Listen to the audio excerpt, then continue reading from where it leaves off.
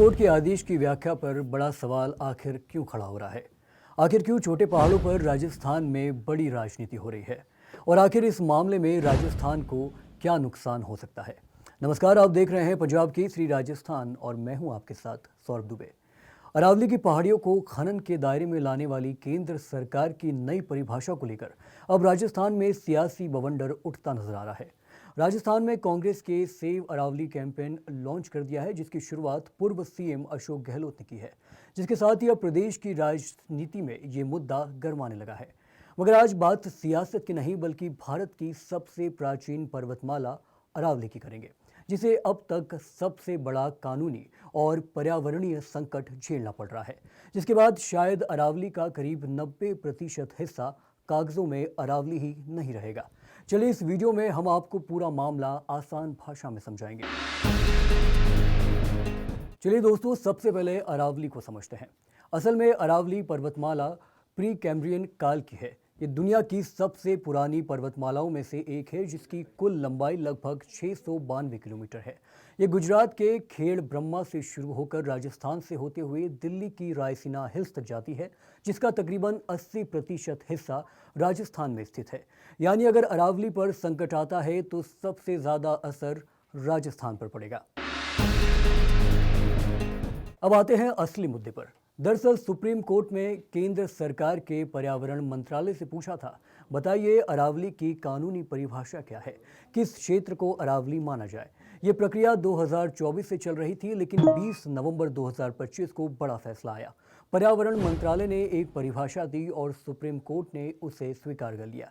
यहीं से संकट शुरू हुआ। ध्यान से समझिए कि नई परिभाषा क्या कहती है। दरअसल कोई भी पहाड़ी या भू आकृति तभी अरावली मानी जाएगी जब वह स्थानीय भूमि स्तर से कम 100 मीटर ऊंची हो। मतलब 100 मीटर से कम ऊंचाई वाली पहाड़ियां अब अरावली नहीं मानी जाएगी, और यही सबसे बड़ा झटका है। चलिए अब बात करते हैं ऐसे आंकड़ों की जो आपको चौंका देंगे। फॉरेस्ट सर्वे ऑफ इंडिया के आंतरिक आकलन के मुताबिक कुल मैप की गई अरावली पहाड़ियां 1281 है, जिसमें से 100 मीटर से ज़्यादा ऊंची पहाड़ियां सिर्फ 8.7%, यानी करीब 90% अरावली कानूनी सुरक्षा खो देगी। साफ शब्दों में कहें तो 90% अरावली अब अरावली ही नहीं मानी जाएगी। ऐसे में दोस्तों, आपके मन में ये सवाल ज़रूर होगा कि इतने सालों तक अरावली आखिर सुरक्षित कैसे थी। तो बता दें कि एनजीटी यानी national green tribunal, high court और सुप्रीम कोर्ट सभी ने अरावली को इकोलॉजिकल सेंसिटिव जोन मानते हुए यहां खनन पर रोक लगाई थी।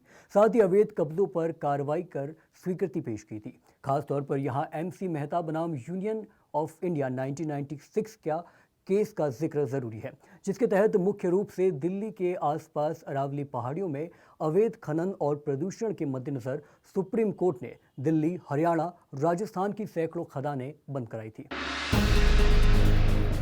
दोस्तों, अब जब 90% क्षेत्र अरावली मानी ही नहीं जाएगी, ऐसे में खनन को कानूनी चुनौती देना मुश्किल होगा। साथ ही साथ पर्यावरणीय सुरक्षा कमजोर होगी और कोर्ट का हस्तक्षेप काफ़ी हद तक सीमित हो जाएगा, जिसे जंगलों का सफाया, भूजल स्तर में गिरावट, वाइल्ड लाइफ कॉरिडोर पर खतरा, तेंदुआ, लकड़बग्गा, पक्षी और अन्य वन्य जीव सहित जैव विविधता को भारी नुकसान होगा। स्पष्ट रूप से समझा जाए तो ये सिर्फ पहाड़ नहीं, पूरा इकोसिस्टम खत्म कर देगा।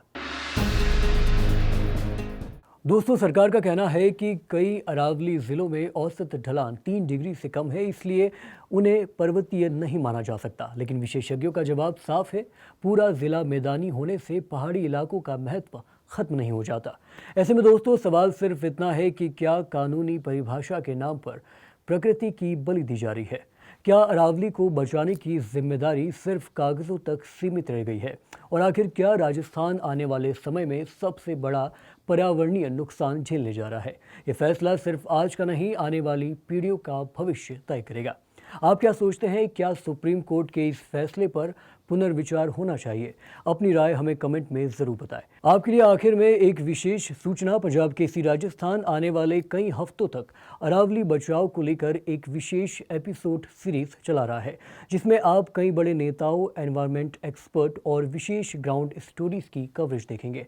लेकिन इससे पहले इस वीडियो को ज़्यादा से ज़्यादा लाइक और शेयर ज़रूर करें, ताकि हमें प्रोत्साहन मिल सके। बहुत बहुत शुक्रिया।